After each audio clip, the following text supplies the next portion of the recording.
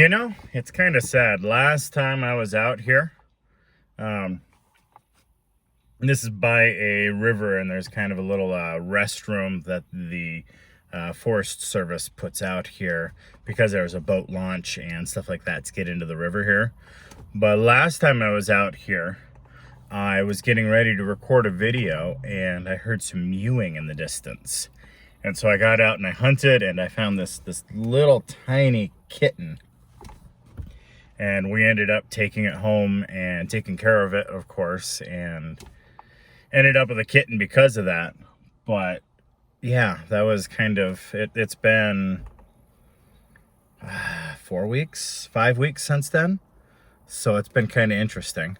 I hate that people do that to animals and will just...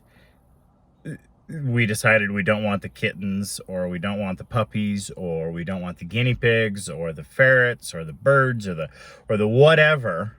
And since they're animals, let's just go ahead and leave them in the wild. Why not? It's sad. Anyway, if you want to hear more about that rant, go ahead and go to Ben's Rants, and I'll add some more.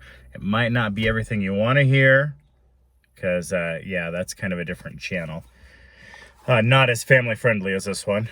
Anyway, we have Borrowers Afield. What we are on today is Chapter 7. If you remember right, they are running out and about in the middle of a field away, and Arrietty had just been told not to leave everyone alone because there's dangers everywhere. While Homily and Arrietty were finishing breakfast, Pod got busy. He walked thoughtfully around the boot, surveying it from different angles. He would touch the leather with a practiced hand, peer at it closely, and then stand back, half closing his eyes.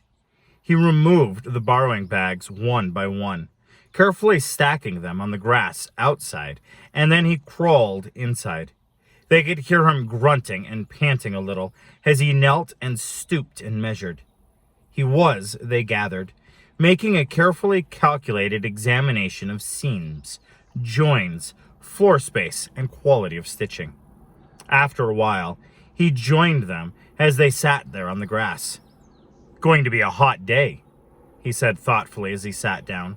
"A real scorcher." He removed his necktie and heaved a sigh. "What was you looking at, Pod?" asked Homily after a moment.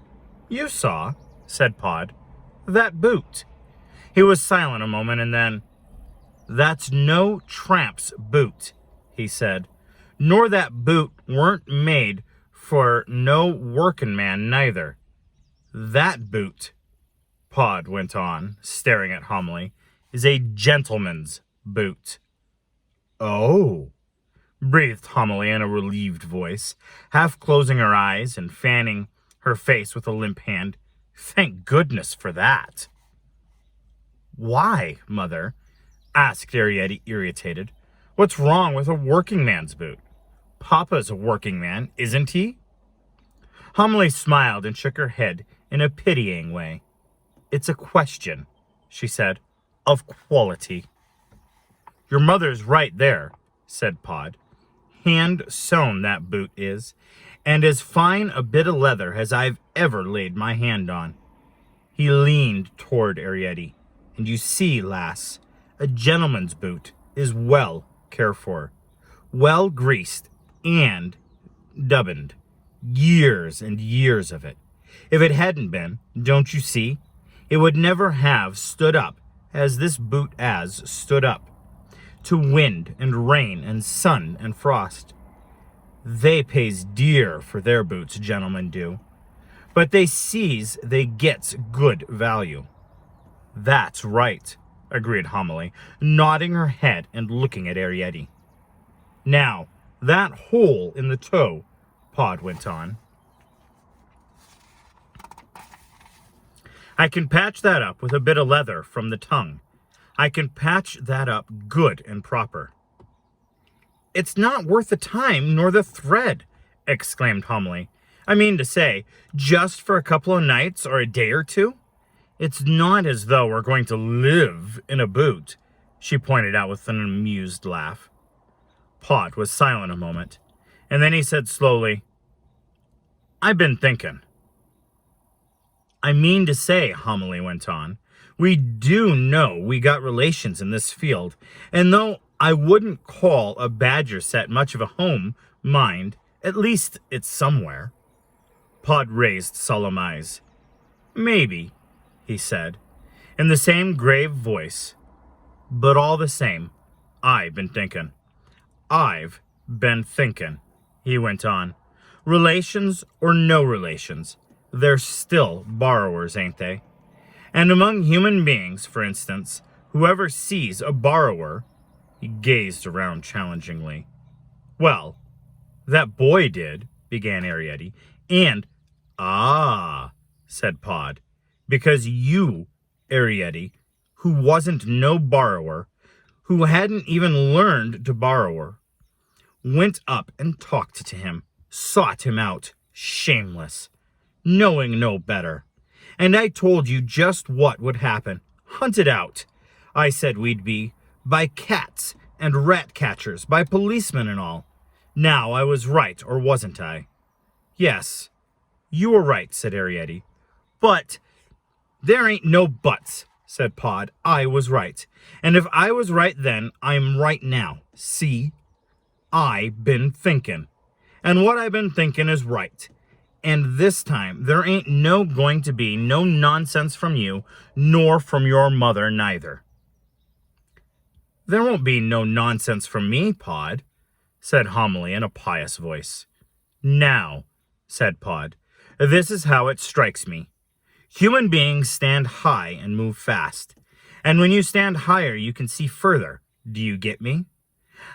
What I mean to say is, if, with them advantages, a human being can't never find a borrower. Even goes as far to say they don't believe borrowers exist. Why should we borrowers, who stand lower and move slower compared to them like, hope to do much better? Living in a house, say, with several families, well, of course, we know each other, stands to reason. We've been brought up together, but come afield to a strange place like this, and this is how it seems to me. Borrowers is hid from borrowers. Oh, my, said Homily unhappily. We don't move slow, exactly, said Arietti. Compared to them, I said, our legs move fast enough, but theirs is longer. Look at the ground they cover, he turned to Homily. Now don't upset yourself. I don't say we won't find the Henderys. Maybe we will, quite soon, or anyway, before the winter. The winter? Breathed Homily in a stricken voice. But we got a plan, went on Pod, and act as though there weren't no badgers set. Do you see what I mean? Yes, Pod, said Homily huskily. I've been thinking it out, he repeated. Here we are. The three of us, with what we got in the bags, 2 hat pins and an old boot. We got to face it up and, what's more, he added solemnly, we got to live differently. How different? Asked Homily. Cold food, for instance. No more hot tea, no coffee. We got to keep the candle and the matches in hand for winter. We got to look about us and see what there is. Not caterpillars, Pod, pleaded Homily. You promised. I could never eat a caterpillar. Nor you shall, said Pod. Not if I can help it. There's other things this time of year aplenty. Now, I want you to get up, the 2 of you, and see how this boot drags. How do you mean? Asked Homily, mystified, but obediently they both stood up. See the laces? Pod said. Good and strong. Been oiled, that's why. Or tarred. Now you each take a lace over your shoulder and pull. Turn your back to the boot, that's right, and just walk forward. Homily and Arietti leaned on the traces, and the boot came on with a bump and a slither so fast across the slippery grass that they stumbled and fell.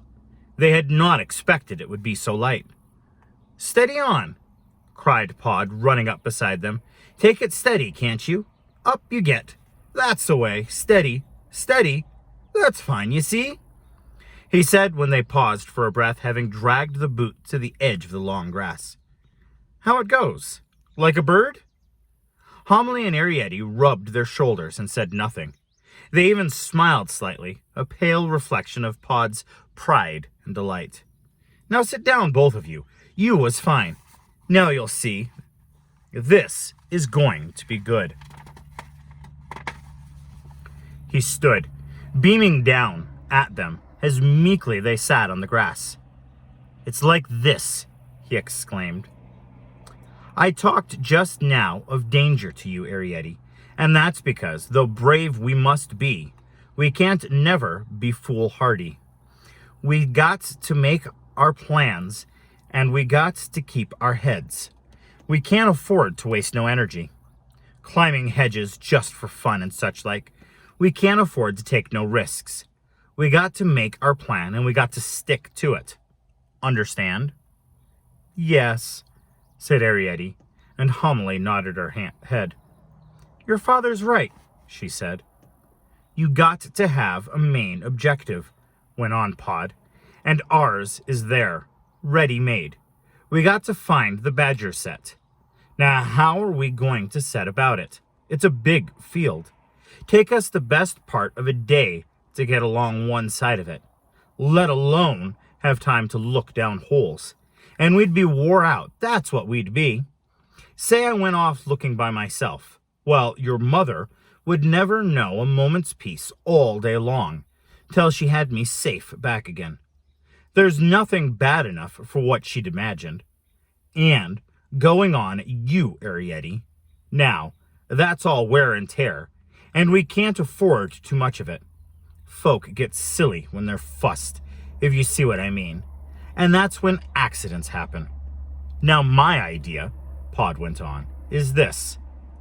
We'll work our way round this field, like I said last night, by the edges." "Hedges," corrected Arrietty under her breath without thinking. "I heard what you said, Arrietty," remarked Pod quietly. "There's hedges and edges, and I meant edges." "Sorry," murmured Arrietty, blushing.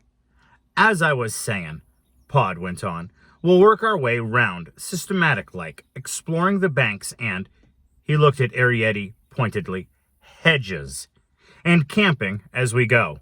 A day here, a day or two there, just as we feel, or depending on the holes and burrows. There'll be great bits of bank where there couldn't be no badger set. We can skip those, as you might say. Now you see, Homily, we couldn't do this if we had a settled home." "You mean," asked Homily sharply, "that we've got to drag the boot?" "Well," said Pod, "was it heavy?" "With all our gear in it, it would be." "Not over grass," said Pod. "And uphill?" exclaimed Homily. "Level here at the bottom of the field," corrected Pod patiently. "As far as them rushes, then uphill at the top of the field alongside the stream, then across, level again, then the last lap of all, which brings us back to the stile again, and it's downhill all the way." Said Homily, unconvinced. "Well," said Pod, "out with it. Speak your mind. I'm open to suggestions." "Oh, Mother," began Arrietty in a pleading voice, and then became silent. "Has Arrietty and me got to drag all the time?" asked Homily. "Now don't be foolish," said Pod. "We take it in turns, of course." "Oh, well," sighed Homily, "we can't be cured, needs must." "That's my brave old girl," said Pod. "Now about provender." We better become vegetarians, pure and simple, one and all, and make no bones about it. There won't be no bones to make, remarked Homily grimly. Not if we become vegetarians. The nuts is coming on, said Pod. Nearly ripe they'll be down in that sheltered corner, milky-like. Plenty of fruit, blackberries, them wild strawberries. Plenty of salad, dandelion, say, and sorrel. There's gleanings still in that cornfield's other side of the still. We'll manage. The thing is, you got to get used to it. No hankering for boiled ham, chicken rosies, and that kind of fodder. Now, Arietti, he went on, as you're so set on hedge climbing, you and your mother had better go off and gather us some nuts. How's that, eh? And I'll get down to a bit of cobbling. He glanced at the boot. Where do you find the nuts? Asked Arietti. There, about halfway along, pointed Pod to a thickening of pale green in the hedge. Before you get to the water, you climb up, Arietti, and throw 'em down, and your mother can gather 'em up. I'll come down and join you later. We got to dig a pit. A pit? Whatever for? Asked Arietti. We can't carry that weight of nuts around, exclaimed Pod. Not in a boot this size. Wherever we find provender, we got to make a cache like and mark it down for winter. Winter? Moaned Homily softly in the bleak voice she reserved for that season. Nevertheless, has Arietti helped her mother over the rough places in the ditch, which, because of its shallow, well-drained, and fairly sheltered, could be used as a highway. She felt closer to Homily than she had felt for years. More like a sister, as she put it. Oh, look, cried Homily, when she saw a scarlet pimpernel. She stopped and picked it by its hair-thin stalk. Isn't it lovely? She said in a tender voice, touching the fragile petals with a work-worn finger. She tucked it into the opening of her blouse. Arietti found a pale blue counterpart to the delicate bird's eye and put it in her hair. And suddenly the day began to seem like a holiday. Flowers made for borrowers, she thought. At last they reached the nutty part of the hedge. Oh, Arietti, exclaimed Homily, gazing up at the spreading branches with mingled pride and fear. You can't never go up there. But Arietti could and would. She was delighted to show off her climbing. In a workmanlike manner, she stripped off her jersey, hung it in a gray-green spike of a thistle, rubbed her palms together, and clambered up the bank. Homily watched below, her two hands clasped and pressed together to her heart. How the outer leaves shivered as they and shook as Arietti, invisible, climbed up inside. Are you all right? She kept calling. Oh, Arietti, do be careful. Suppose you fell and broke your leg. And then after a while the nuts began to come down, and poor Homily, under fire, ran this way and that in her panting efforts to retrieve them. Not that they came down fast enough to really be dangerous. Nut gathering was not quite as easy as Arietti had imagined. For one thing, it was still a little early in the season, and the nuts were not quite ripe. Each was still encased in what, to Arietti, looked something like a tough green foxglove bell, and was fixed firmly to the tree. It was quite an effort, until she learned the trick of a sharp twist, for Arietti to detach the clusters. And what was more, even to reach them was not easy. It meant climbing or swinging or edging her body along a perilously swaying branch tip. But she persevered, and soon there was a sizable pile in the ditch, neatly stacked up by a perspiring Homily. That'll do now, Homily called out breathlessly after a while. No more you poor pa will never get through with the diggin'. And Arrietty, hot and disheaved, with scratched face and smarting hands, thankfully climbed down. She flung herself full length in the speckled shade of a clump of cow parsley and complained of feeling thirsty. Well, there's water farther along, so your pa says. Do you think you could walk it? Oh, of course Arrietty could walk it. Tired she might be, but determined to foster this newfound spirit of adventure in her mother. She caught up her jersey, and they set off along the ditch. The sun was higher now, and the ground was hotter. They came to a place where some beetles were eating a long, dead mole. "Don't look," said Homily, quickening her step and averting her eyes, as though it were a street accident. But Arrietty, more practical for once, said, "But when they've finished, perhaps we ought to have the skin. It might come in useful," she pointed out, "for winter." "Winter," breathed Homily. "You say it in torment to me." She added in a sudden spur of temper. The stream, when they reached it, seemed less a stream than a small clear pond, disturbed as they approached by several plops and spreading silvery circles as the frogs, alarmed, dived in. It meandered out of a tangled wood beyond the hedge, and crossing the corner of the field, had spread into a small marsh of cresses, mud, and deep-sunk cattle tracks. On the farther side of the stream, the field was bounded, not by a junction of hedges, but by several mildewed posts hung with rusty wires slung across the water. Beyond this frail barrier, the shadowed tree trunks of the woods seemed to crowd and glower as though they longed to rush forward, across the strip of water into the field and the sunlight.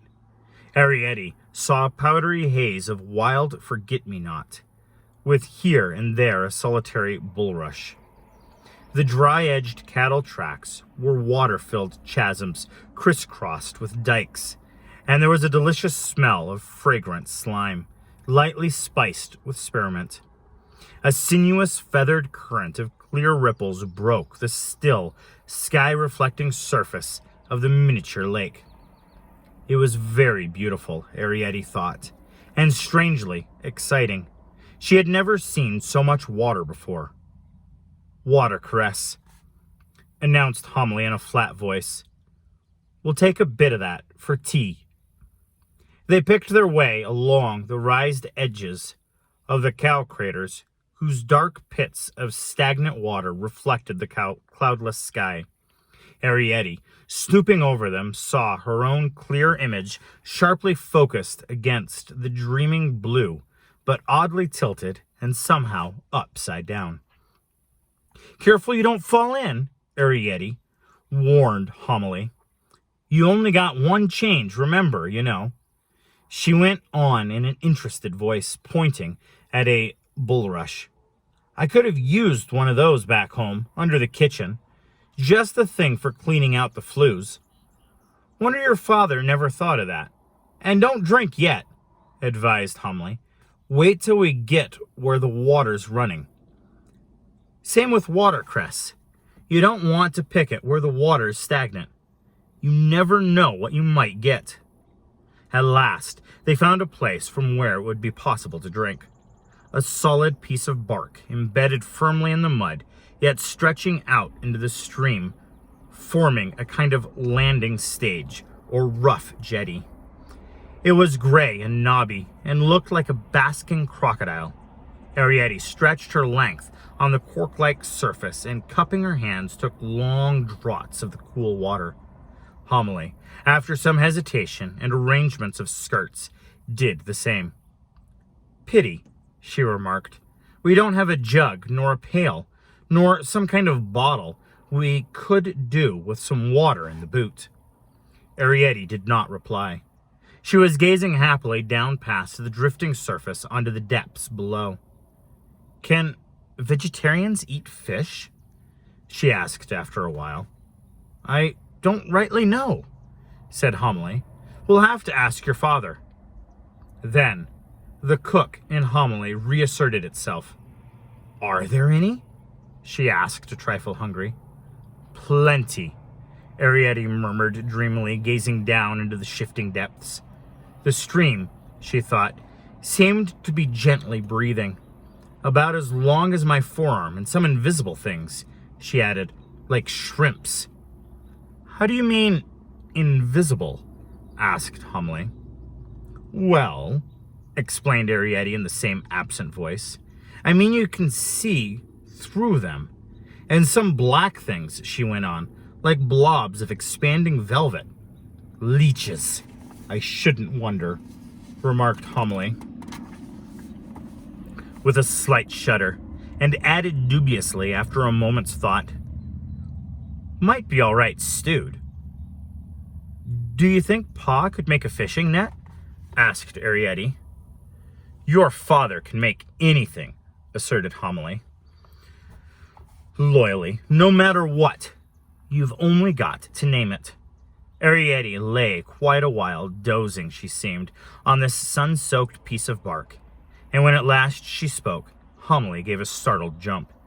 She, too, lulled for once into quietness, and began to float away.